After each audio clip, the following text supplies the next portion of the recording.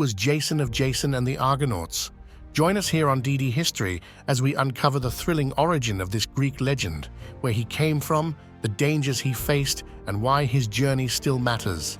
But Jason's tale isn't just about sailing with heroes. It begins with a royal betrayal, a deadly prophecy, and a boy raised by the most famous teacher in all of myth. The kingdom of Iolcus, why it matters. Jason's home was the city-state of Iolcus in Thessaly. This wasn't just a random village with goats and bad plumbing. It was a strategic coastal kingdom with ships, trade routes, and a seat of power that other Greek cities paid attention to.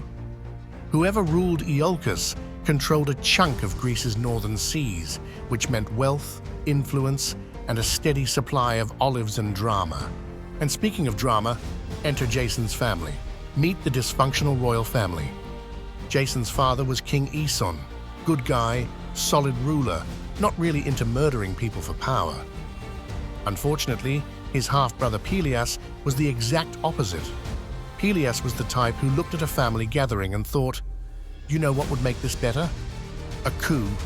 Peleus overthrew Aeson, took the throne, and, as was standard in Greek politics, decided it was safer if Aeson's children mysteriously stopped existing. Jason's mother wasn't about to let Peleus turn her newborn into a tragic backstory. She pulled a classic trick. She faked the baby's death. The servants cried, a funeral was staged, and Jason was smuggled out of the palace like contraband cheese. Where did he go? Straight to the safest babysitter in Greek mythology, Chiron the centaur. Chiron wasn't your average centaur. Most centaurs were known for drinking too much wine and starting bar fights. Chiron, on the other hand, was wise, patient, and basically ran the Ivy League of hero training. He lived on Mount Pelion and took in young heroes for an education in, well, everything. Hunting, medicine, music, survival skills, archery, ethics, and how not to annoy Zeus. His students included Achilles, Hercules, and Asclepius, the god of medicine. Jason grew up under Chiron's care, learning not just how to fight, but how to think, a skill many Greek heroes did not master. Now you might be wondering, what about that cross-dressing thing? Well, Greek myths love a good hide the hero from danger moment.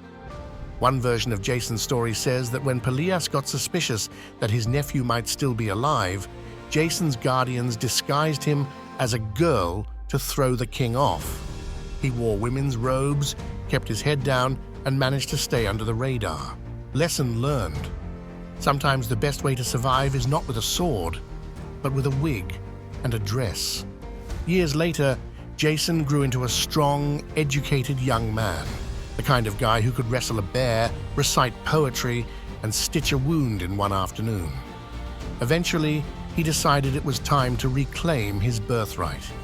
And here's where the myth gets fun. Jason walks into Iolcus wearing just one sandal. Why? On his way there, he helped an old woman cross a river, lost a sandal in the mud, and didn't think much of it. That old woman was actually the goddess Hera in disguise, and she had big plans for Jason.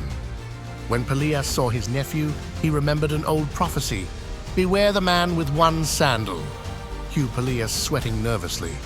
And speaking of things you should beware of missing the next part of Jason's story. We're just getting started, and trust me, you're going to want to hear how Peleus tried to get rid of him and accidentally set up the greatest sea voyage in Greek legend. If you're enjoying this dive into Jason's origin story, hit that like button, smash subscribe, and ring the bell so you don't miss the adventure of the Argonauts. Now back to our tale. Peleus didn't kill Jason on the spot. He was too clever for that.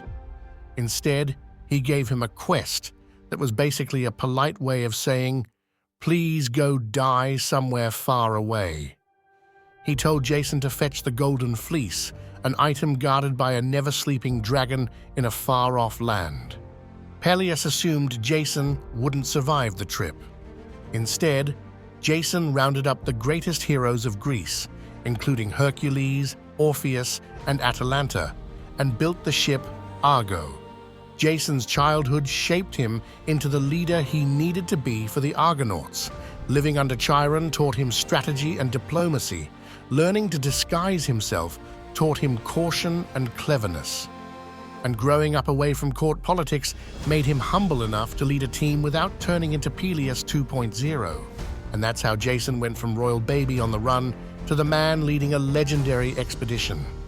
Next time, we'll follow him onto the deck of the Argo and see just how many ridiculous situations a group of Greek heroes can get into on one sea voyage. Spoiler, it's a lot.